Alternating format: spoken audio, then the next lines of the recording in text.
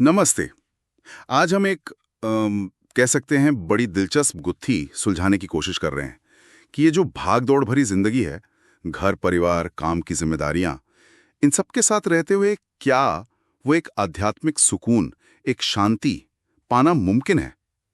क्या मतलब दुनिया में रहकर भी ईश्वर से वो कनेक्शन, वो जुड़ाव महसूस किया जा सकता है? और इसी सवाल का जवाब ढूंढने के लिए ना आज हम महान संत श्री रामकृष्ण परमहंस के विचारों की गहराई में उतरेंगे। खास तौर पर उनकी जो बहुत प्रसिद्ध किताब है श्री रामकृष्ण कथामृत, उसमें एक हिस्सा है गृहस्थों को सलाह। उसी पर बात करेंगे। देखते हैं कि उन्होंने रोजमर्रा की जिंदगी और ईश्वर भक्ति इसमें बैलेंस बनाने का क्या रास्ता दिखाया। उनकी एक बात से शुरू करते हैं जो बहुत कुछ कहती है, संसार में रहो पर संसार को अपने अंदर मत बसने दो। तब छोड़ छाड़ के कहीं चले जाओ जंगल में, नहीं, बल्कि ये कि आप दुनिया के सारे काम करो, अपनी जो भी जिम्मेदारियां हैं उन्हें निभाओ, लेकिन मन की जो लगाम है वो ईश्वर की तरफ रखो। उन्होंने वो कमल के फूल का बड़ा सुंदर उदाहरण दिया है। हाँ, कमल का फूल कि रहता तो कीचड़ और पानी में है, लेकिन हमेशा उससे ऊपर रहता है, एकदम अछूता। कमल का उदाहरण सुनने में तो बहुत अच्छा लगता है, पर इसे असल जिंदगी में कैसे उतारें? मतलब आज का जो टाइम है, जहां हर तरफ से इतना प्रेशर है, ऑफिस का, घर का, फिर ये सोशल मीडिया का शोर, मन को ऐसे बिल्कुल अछूता रखना, ये तो भाई बड़ा मुश्किल लगता है। मुश्किल तो है। हाँ, श्री रामकृष्ण इसके लिए क्या कहते थे? कोई प्रैक्टिकल तरीका? हाँ, बिल्कुल। और यही उनकी खूबी थी। उन्होंने बहुत ही व्यावहारिक हल बताए। कोई घंटों की कठिन तपस्या की बात नहीं की। बस इतना कहा कि सुबह और शाम दिन में 2 बार कुछ पल निकालो, पूरी ईमानदारी से, ईश्वर के ध्यान के लिए या नाम जप के लिए या बस प्रार्थना के लिए। लेकिन इससे भी ज्यादा जरूरी क्या है पता है? अपनी सोच बदलना। मानसिकता। अच्छा, वो कैसे? अपने हर काम को, चाहे वो ऑफिस का टारगेट पूरा करना हो या घर पर बच्चों की देखभाल, उसे ईश्वर की सेवा समझकर करो, बिना किसी फल की आसक्ति के। मतलब ये सोचकर नहीं कि मुझे इससे क्या मिलेगा, निष्काम भाव से। यही तो है कर्म योग का असली मतलब, अपने कर्म को ही पूजा बना लेना। तो पहला सबक ये हुआ कि काम को बोझ नहीं, सेवा भाव से करना है, ठीक है।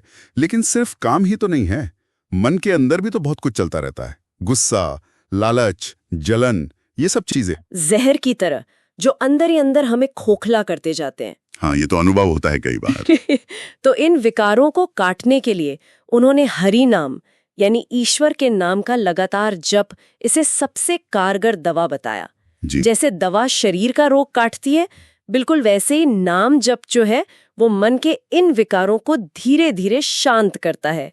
और गृहस्थों के लिए उन्होंने भक्ति मार्ग को सबसे आसान और सहज बताया। भक्ति मार्ग मतलब ईश्वर से एक पर्सनल रिश्ता जोड़ना, उन्हें माँ, पिता, दोस्त, स्वामी किसी भी रूप में देखना और उनसे जुड़ना। और वो संतुलन वाली बात भी आपने कही थी, ना दुनिया में पूरी तरह डूबना, ना एकदम वैरागी हो जाना। मुझे वो पतंग उड़ाने वाला उदाहरण याद आ रहा है उनका। हाँ, बिल्कुल, कि नजर आसमान में पतंग पर रखो, लेकिन हाथ में जो डोर है उसे मजबूती से थामे रहो, दुनिया की डोर। यही संतुलन साधना, यही असली चुनौती है। और इसमें मदद कैसे मिलेगी? इसमें मदद करता है सत्संग, यानी अच्छे, नेक, ईश्वर में श्रद्धा रखने वालों का साथ, उनकी सोहबत। जैसे कहते हैं ना, पारस पत्थर लोहे को सोना बना देता है। हाँ। वैसे ही अच्छे लोगों की संगति जो है वो हमारे मन की बुराइयों को, अशुद्धियों को कम करती है। और इसी शुद्धि के साथ एक और चीज जरूरी है जो कि एक टेक्निकल टर्म भी है, वैराग्य। वैराग्य, इसका मतलब तो त्याग समझा जाता है अक्सर, सब कुछ छोड़ देना।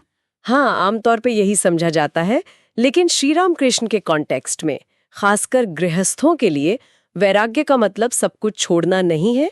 इसका मतलब है अनासक्ति, डिटैचमेंट। अनासक्ति मतलब दुनियावी चीजों में, रिश्तों में रहते हुए भी मन से उनसे बुरी तरह चिपके न रहना, उनमें लिप्त न होना, इस्तेमाल करना पर मालिक न बनने देना।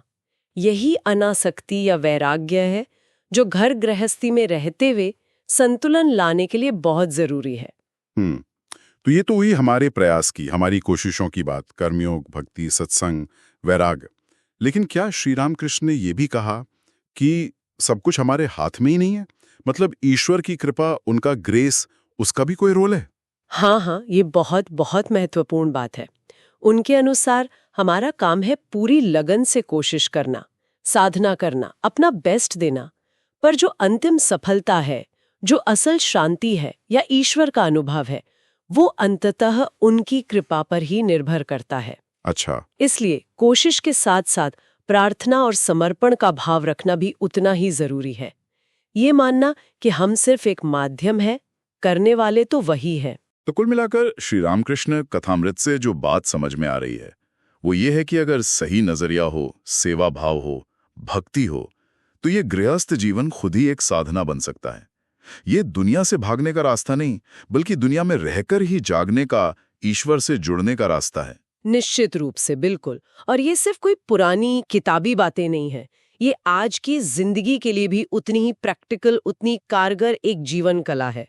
तो आज की इस बातचीत से एक सवाल अपने साथ लेकर जा सकते हैं सब, कि आज का जो ये इतना तेज रफ्तार वाला युग है, डिजिटल दुनिया, ध्यान भटकाने वाली इतनी चीजें, इस माहौल में क्या श्री रामकृष्ण का बताया ये संतुलन और अनासक्ति यानी वैराग्य का जो सिद्धांत है, क्या ये वाकई काम कर सकता है?